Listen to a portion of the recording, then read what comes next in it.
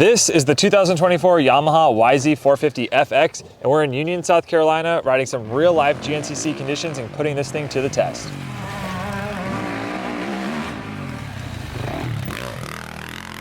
All right, what's up, guys? I'm Ryan Nitzen. And I'm Jesse Ziegler. We're here in Union, South Carolina in the backyard of the Ampro Yamaha factory GNCC off-road race team, and we're really putting the 2024 YZ450FX to the test in some real-life conditions. This is a great place to test this bike. This bike is intended to be closed course competition race machine of the highest level. It's not the first year of this bike, but this is the first major update we've had in a while. This is getting all the new updates from the 23-24 YZ450F motocross bike. So if it looks like that, if it kind of sounds like that, that's not a mistake. This is the bike it's based off of. So this isn't a trail bike, this is the race bike. This goes up against the Honda RX, KTM XCs, the Kawasaki KXXs. Yep, this is the X bike. Yeah.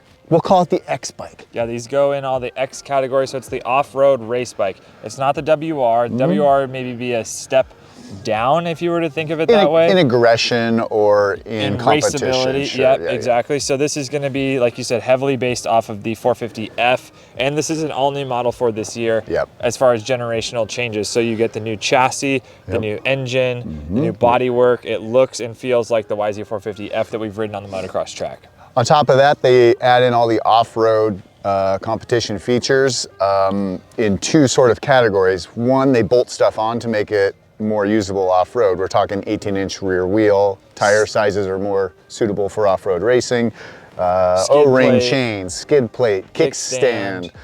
Suspension settings, suspension settings inside are set up different. The suspension settings and the ECU settings are also designed for more of the off-road style riding, so maybe less aggressive in terms of like the motocross bike would be.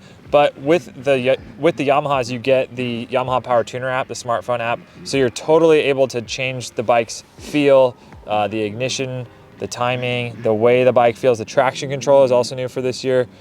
Big update in traction control, yeah. Yeah, so this bike is a lot different, but also very similar, if that makes sense. Like, it's purpose-built, and what's wild is that these guys have to build, being here on the East Coast, it really gives us a bigger appreciation to see. These guys have to build a bike that is able to race Glen Helen this weekend for NGPC with Pervine's Yamaha guys in 4th and 5th gear, and then also be able to have a bike that can come out here in the woods in the super tight stuff, like for racing in the GNCC scene that's going to start this weekend, and be able to ride that and do as well in both categories. So it's really hard to bridge that gap from coast to coast in the United States and all the racing disciplines. KTM has set the bar with the XC line and XCF line to come out with a bike from a manufacturer that you can customize to your terrain and riding preference.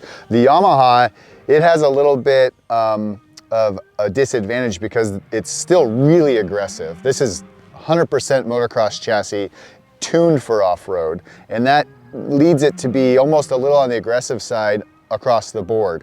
But with Yamaha's Power Tuner app, it's a really powerful tool, and we used it in the last couple days to really take this bike from aggressive open course West Coast monster, basically a motocross bike, down to something that I'm comfortable riding. Well, I think I am, we'll see on Sunday when I race, riding GNCC in pretty sloppy, ruddy technical conditions with roots and stuff, and that's a big difference. If you're new to off-road racing at all, you will quickly realize the first time you jump into the trees that a motocross bike is not at home there. It's not a friend for you to take into the woods. Absolutely, and I think a lot of guys think that they could buy a motocross bike and build it for off-road, put the tank on it like this bike does, put the 18-inch wheel on, put the kickstand on, put the handguards on. And you can, but it's a lot of work and it's going to cost you a lot more money. Right, where this you could buy it stock with a lot of those components and then maybe tune it to your liking. This bike comes from the factory ready to do that. But like we were saying, it is difficult.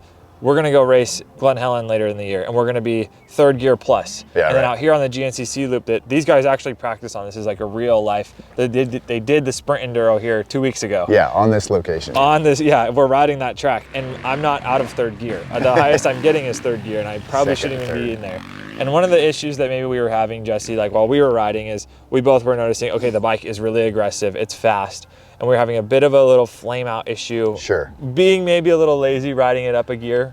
But I think it's out of our ability level too. Like if you're used to racing that fast in the woods, you can take a more motocross-based power character and you can rip through the woods. Yeah, and talking to some of the racers, they like maybe a different setting. They want it to feel faster, have more torque off the bottom. But what we did, and we both agreed on, which is nice, is we kind of toned it down a little bit to be a little bit smoother off the bottom, have a little bit more carry from that low gear as we're coming up out of a rut section or out of a corner around a tree up the hill. Yeah. And what we did is we actually turned the power down a little bit. Yeah, considerably. We added more fuel to the mix and we advanced timing. So we took out a little bit of that snappy, aggressive, lean, and sort of retarded ignition timing feel that you get at a motocross bike where you want snap and quick acceleration. Yeah. And we just toned it down so it was more tractable, more usable. Plus, it resisted that flame out after you hit a couple, you know, rocks or logs and it goes pop, pop, and then it stalls. Right. We've gotten it to go over that hump a little better, and it's a much better thing. Next thing we're going to try is traction control. There's 3 traction control, or there's a traction control setting on there you can adjust the intensity of. We'll probably test that at the GNCC, test a little bit more today. But all in all, I think it's cool to see this bike come out from Yamaha and not just be something they just threw some off-road parts on, where they didn't just throw a kickstand and a skid plate and say, hey, it's an off-road bike. Like, I mean, this thing has its own 5-speed wide ratio transmission that's different from the motocross line. It has a 2.1 gallon tank inside here, which is up from the 1.6, which is a stock YZ450F tank. And it doesn't look any different because all the fuel capacity is internal. So it's really well designed and shows a lot of commitment on Yamaha's part to off-road and continuing to push the limit in off-road of what their company is able to do. They have a great team with Ampro Yamaha. Randy Hawkins and his team is hosting us here, and we're going to be hosting out of their truck at the GNCC this weekend. And you know, it's cool to see another manufacturer keep innovating, keep launching new products into this segment. So one of the other changes that we went along with as well while we were riding, like I said, this bike is heavily based on the motocross model, and with this new chassis being slimmer, skinnier, a little bit stiffer, we felt that while we were riding it, the front fork was a little bit stiff for even with for the X model suspension settings in it. Yeah, and just obviously the course is beat up here, but this is maybe something you would find on a trail ride or in a race condition, you know what I mean? So with Yamaha's new KYB forks, they have finger adjusters on the top of the fork caps. Super easy to adjust in and out, even while you're quote unquote riding. Stop for a second, adjust it, and hit the trail again. So all we did is just open the fork up 2 clicks, and then you went out and rode that. I like that setting. It allowed me to just get a little bit more bite out of the front end, kind of coming down the hills. It kind of slowed it down and allowed the fork to engage a little bit more. I let you try that setting. You liked it as well. So yeah, that was a nice thing to do. Other than that, we haven't really changed it, just the mapping and the suspension. And the bike is really capable. I'm really impressed. Like you said, with the tank, it looks like a race bike. That's because the other models have to build the tank up to carry more capacity. With the Yamaha's engine being so compact here, they're able to kind of put the tank lower to the center of gravity. It feels in that area really nice. Yeah, and it's able to hold more fuel. We'll be interested to see how many times you have to pit on Sunday during your race. But yeah, I don't plan on using all of the throttle, so I'm going to try to go as slow as possible and maintain control. That's my GNCC method, but it's a race, so it's going to be hard not to charge into those first turns. So we talk about the app and its ability to tune the engine of the Yamaha across the board.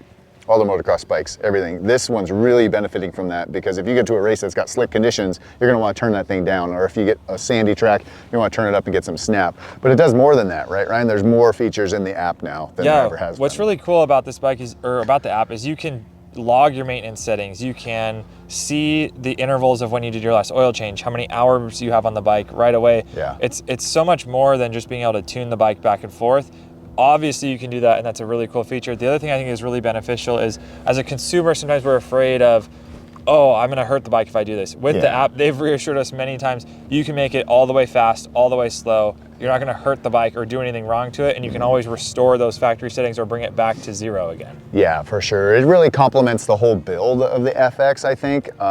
From the muffler on this has an extra baffle inside it that's different from the YZ450F. Like we said before, with the transmission being different. Anywhere you go, if you're going to race this for a whole GNCC or NGPC season, you're going to want to change settings at each different track or trail for the terrain.